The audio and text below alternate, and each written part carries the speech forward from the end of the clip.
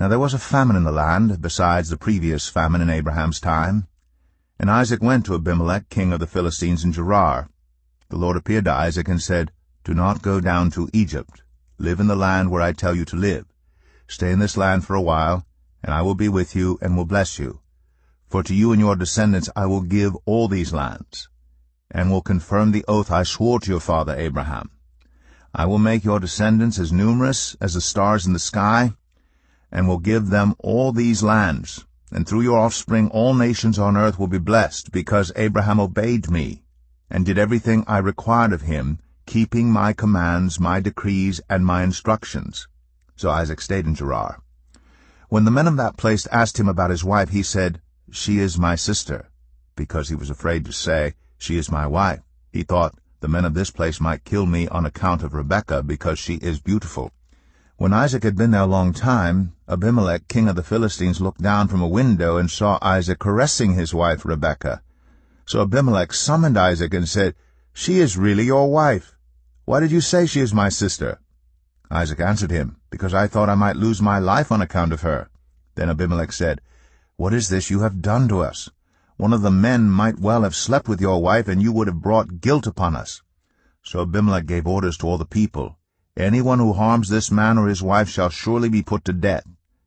Isaac planted crops in that land, and the same year reaped 100-fold, because the Lord blessed him. The man became rich, and his wealth continued to grow until he became very wealthy. He had so many flocks and herds and servants that the Philistines envied him.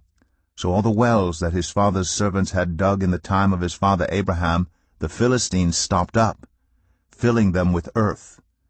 Then Abimelech said to Isaac, "Move away from us. You have become too powerful for us." So Isaac moved away from there and encamped in the valley of Gerar, where he settled. Isaac reopened the wells that had been dug in the time of his father Abraham, which the Philistines had stopped up after Abraham died, and he gave them the same names his father had given them. Isaac's servants dug in the valley and discovered a well of fresh water there.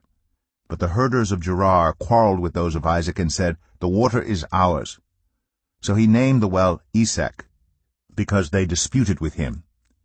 Then they dug another well, but they quarreled over that one also.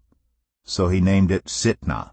He moved on from there and dug another well, and no one quarreled over it. He named it Rehoboth, saying, "Now the Lord has given us room, and we will flourish in the land." From there he went up to Beersheba.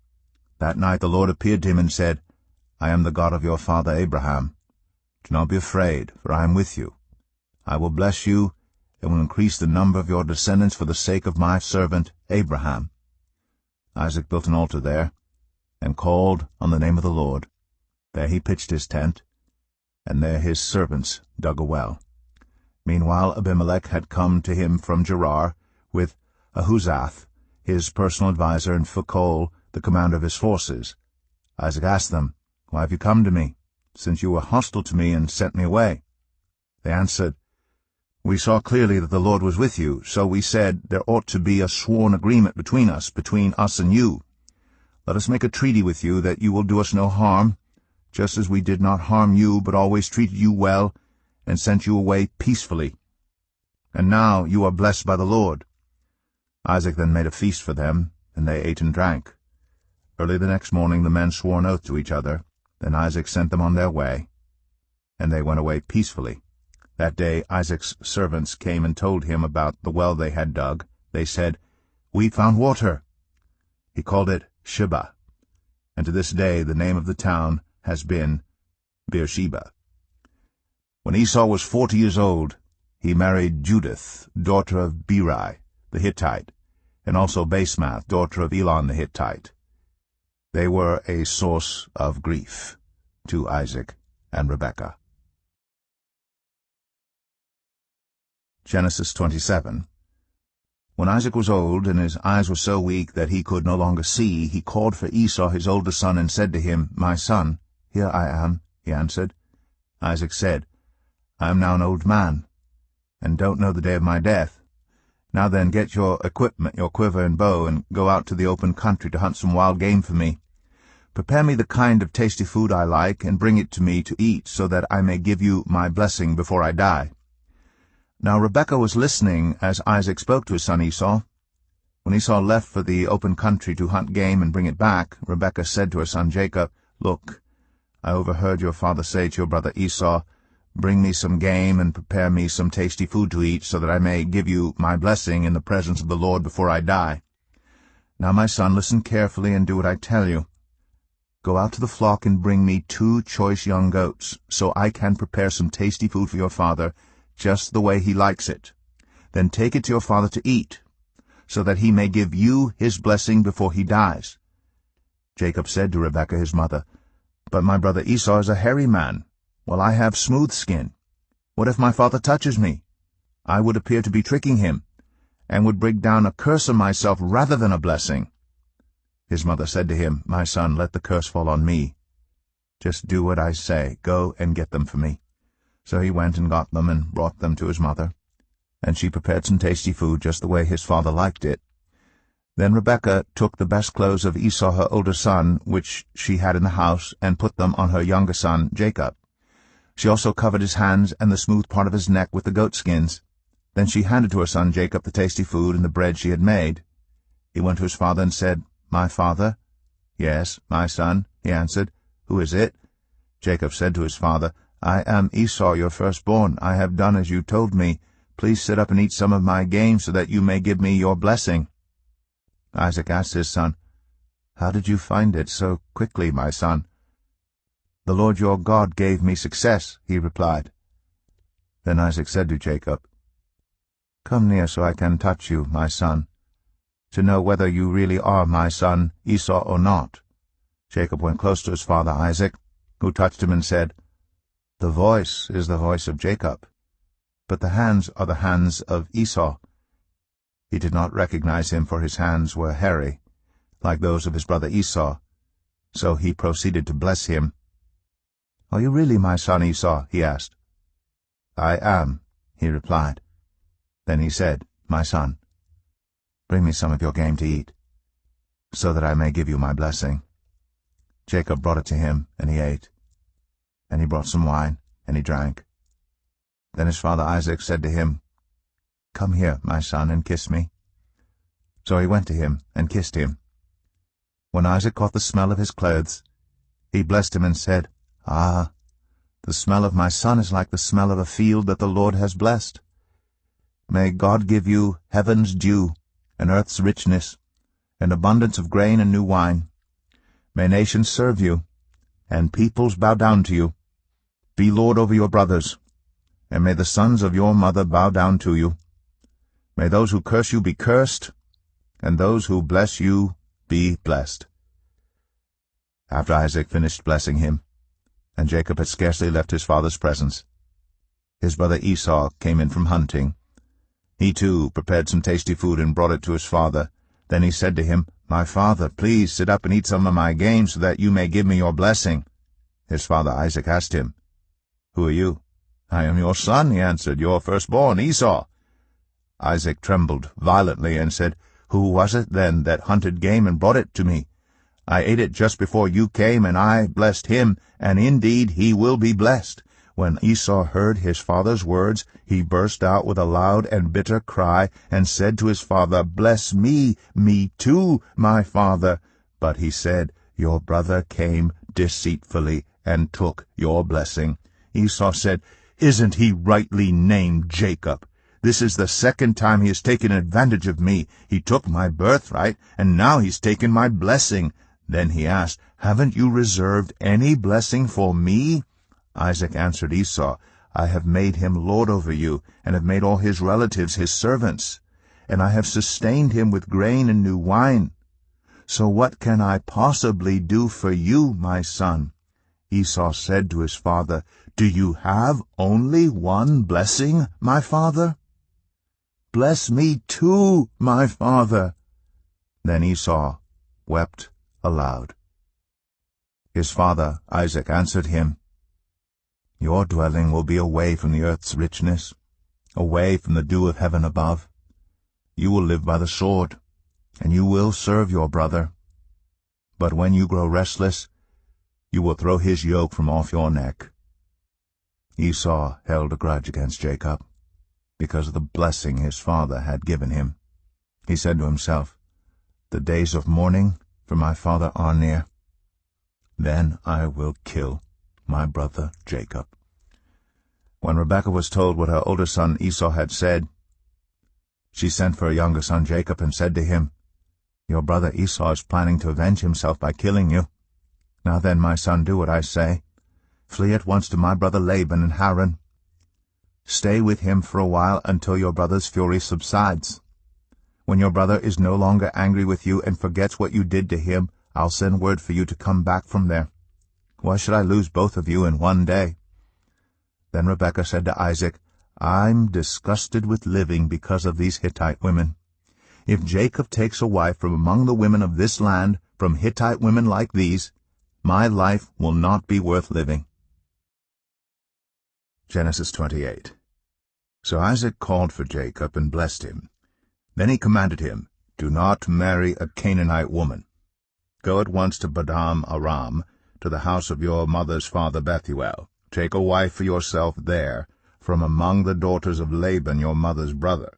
May God Almighty bless you and make you fruitful, and increase your numbers until you become a community of peoples.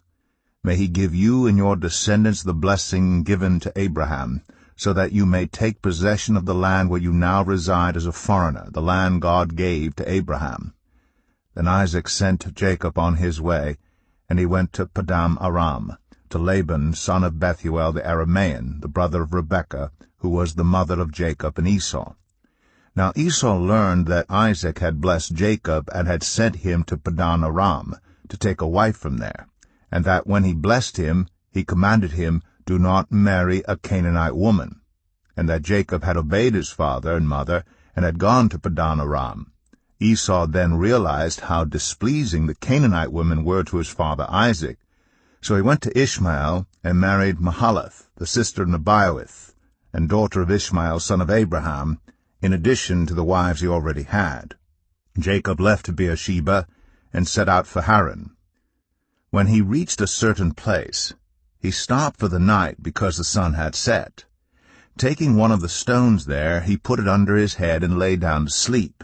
He had a dream, in which he saw a stairway resting on the earth, with its top reaching to heaven, and the angels of God were ascending and descending on it. There above it stood the Lord, and he said, "I am the Lord, the God of your father Abraham and the God of Isaac. I will give you and your descendants the land on which you are lying. Your descendants will be like the dust of the earth, and you will spread out to the west and to the east, to the north and to the south. All peoples on earth will be blessed through you and your offspring. I am with you and will watch over you wherever you go, and I will bring you back to this land. I will not leave you until I have done what I have promised you." When Jacob awoke from his sleep, he thought, "Surely the Lord is in this place, and I was not aware of it." He was afraid and said, "How awesome is this place! This is none other than the house of God. This is the gate of heaven." Early the next morning Jacob took the stone he had placed under his head and set it up as a pillar, and poured oil on top of it. He called that place Bethel, though the city used to be called Luz. Then Jacob made a vow, saying, "If God will be with me, and will watch over me on this journey I am taking, and will give me food to eat and clothes to wear, so that I return safely to my father's household, then the Lord will be my God.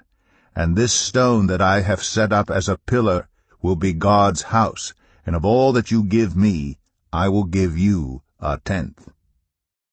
Genesis 29. Then Jacob continued on his journey and came to the land of the eastern peoples. There he saw a well in the open country, with 3 flocks of sheep lying near it, because the flocks were watered from that well. The stone over the mouth of the well was large. When all the flocks were gathered there, the shepherds would roll the stone away from the well's mouth and water the sheep. Then they would return the stone to its place over the mouth of the well. Jacob asked the shepherds, "My brothers, where are you from?" "We're from Haran," they replied. He said to them, "Do you know Laban, Nahor's grandson? "Yes, we know him," they answered. Then Jacob asked them, "Is he well?" "Yes, he is," they said. "And here comes his daughter Rachel with the sheep." "Look," he said, "the sun is still high. It is not time for the flocks to be gathered. Water the sheep and take them back to pasture." "We can't," they replied, "until all the flocks are gathered, and the stone has been rolled away from the mouth of the well. Then we will water the sheep." While he was still talking with them, Rachel came with her father's sheep, for she was a shepherd. When Jacob saw Rachel, daughter of his uncle Laban, and Laban's sheep, he went over and rolled the stone away from the mouth of the well and watered his uncle's sheep. Then Jacob kissed Rachel and began to weep aloud. He had told Rachel that he was a relative of her father and a son of Rebekah, so she ran and told her father. As soon as Laban heard the news about Jacob, his sister's son, he hurried to meet him. He embraced him and kissed him and brought him to his home. And there Jacob told him all these things. Then Laban said to him, "You are my own flesh and blood." After Jacob had stayed with him for a whole month, Laban said to him, "Just because you are a relative of mine, should you work for me for nothing? Tell me what your wages should be." Now Laban had 2 daughters. The name of the older was Leah, and the name of the younger was Rachel. Leah had weak eyes, but Rachel had a lovely figure and was beautiful. Jacob was in love with Rachel and said, "I'll work for you 7 years in return for your younger daughter Rachel." Laban said, "It's better that I give her to you than to some other man. Stay here with me." So Jacob served 7 years to get Rachel, but they seemed like only a few days to him because of his love for her. Then Jacob said to Laban, "Give me my wife, my time is completed, and I want to make love to her." So Laban brought together all the people of the place and gave a feast. But when evening came, he took his daughter Leah and brought her to Jacob, and Jacob made love to her. And Laban gave his servant Zilpah to his daughter as her attendant. When morning came, there was Leah. So Jacob said to Laban, "What is this you have done to me? I served you for Rachel, didn't I? Why have you deceived me?" Laban replied, "It is not our custom here to give the younger daughter in marriage before the older one. Finish this daughter's bridal week, then we will give you the younger one also in return for another 7 years of work." And Jacob did so. He finished the week with Leah, and then Laban gave him his daughter Rachel to be his wife. Laban gave his servant Bilhah to his daughter Rachel as her attendant. Jacob made love to Rachel also, and his love for Rachel was greater than his love for Leah. And he worked for Laban another 7 years. When the Lord saw that Leah was not loved, he enabled her to conceive, but Rachel remained childless. Leah became pregnant and gave birth to a son. She named him Reuben, for she said, "It is because the Lord has seen my misery. Surely my husband will love me now." She conceived again, and when she gave birth to a son, she said, "Because the Lord heard that I am not loved, he gave me this one too." So she named him Simeon. Again she conceived, and when she gave birth to a son, she said, "Now at last my husband will become attached to me, because I have borne him 3 sons. So he was named Levi. She conceived again, and when she gave birth to a son, she said, "This time I will praise the Lord." So she named him Judah. Then she stopped having children. Genesis 30. When Rachel saw that she was not bearing Jacob any children, she became jealous of her sister. So she said to Jacob, "Give me children, or I'll die." Jacob became angry with her and said, "Am I in the place of God? Who has kept you from having children?" Then she said, "Here is Bilhah, my servant. Sleep with her, so that she can bear children for me, and I too can build a family through her." So she gave him her servant Bilhah as a wife. Jacob slept with her, and she became pregnant and bore him a son. Then Rachel said, "God has vindicated me. He has listened to my plea and given me a son." Because of this she named him Dan. Rachel's servant Bilhah conceived again and bore Jacob a second son. Then Rachel said, I have had a great struggle with my sister, and I have won. So she named him Naphtali. When Leah saw that she had stopped having children, she took her servant Zilpah and gave her to Jacob as a wife. Leah's servant Zilpah bore Jacob a son. Then Leah said, What good fortune! So she named him Gad. Leah's servant Zilpah bore Jacob a second son. Then Leah said, How happy I am! The women will call me happy. So she named him Asher. During wheat harvest, Reuben went out into the fields and found some mandrake plants, which he brought to his mother Leah. Rachel said to Leah, Please, give me some of your son's mandrakes. But she said to her, Wasn't it enough that you took away my husband? Will you take my son's mandrakes too? Very well, Rachel said, He can sleep with you tonight, in return for your son's mandrakes. So when Jacob came in from the fields that evening, Leah went out to meet him. You must sleep with me, she said. I have hired you with my son's mandrakes. So he slept with her that night. God listened to Leah, and she became pregnant and bore Jacob a fifth son. Then Leah said, God has rewarded me for giving my servant to my husband. So she named him Issachar. Leah conceived again and bore Jacob a sixth son. Then Leah said, God has presented me with a precious gift. This time my husband will treat me with honor, because I have borne him 6 sons. So she named him Zebulun. Sometime later she gave birth to a daughter and named her Dinah. Then God remembered Rachel. He listened to her and enabled her to conceive. She became pregnant and gave birth to a son and said, God has taken away my disgrace. She named him Joseph and said, May the Lord add to me another son. After Rachel gave birth to Joseph, Jacob said to Laban, Send me on my way so I can go back to my own homeland. Give me my wives and children, for whom I have served you, and I will be on my way. You know how much work I've done for you. But Laban said to him, If I have found favor in your eyes, please stay. I have learned by divination that the Lord has blessed me because of you.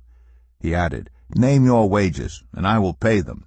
Jacob said to him, You know how I have worked for you, and how your livestock has fared under my care. The little you had before I came has increased greatly, and the Lord has blessed you wherever I have been. But now, when may I do something for my own household?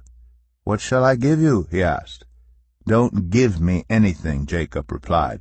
But if you will do this one thing for me, I will go on tending your flocks and watching over them. Let me go through all your flocks today and remove from them every speckled or spotted sheep, every dark-colored lamb, and every spotted or speckled goat. They will be my wages. And my honesty will testify for me in the future, whenever you check on the wages you have paid me. Any goat in my possession that is not speckled or spotted, or any lamb that is not dark-colored, will be considered stolen. Agreed, said Laban. Let it be as you have said. That same day he removed all the male goats that were streaked or spotted, and all the speckled or spotted female goats, all that had white on them, and all the dark-colored lambs, and he placed them in the care of his sons. Then he put a 3-day journey between himself and Jacob, while Jacob continued to tend the rest of Laban's flocks. Jacob, however, took fresh-cut branches from poplar, almond, and plane trees, and made white stripes on them by peeling the bark and exposing the white inner wood of the branches. Then he placed the peeled branches in all the watering troughs, so that they would be directly in front of the flocks when they came to drink.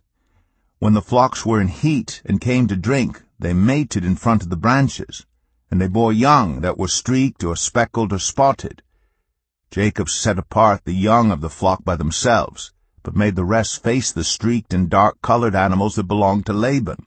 Thus he made separate flocks for himself, and did not put them with Laban's animals. Whenever the stronger females were in heat, Jacob would place the branches in the troughs in front of the animals so that they would mate near the branches. But if the animals were weak, he would not place them there. So the weak animals went to Laban, and the strong ones to Jacob. In this way, the man grew exceedingly prosperous and came to own large flocks and female and male servants and camels and donkeys.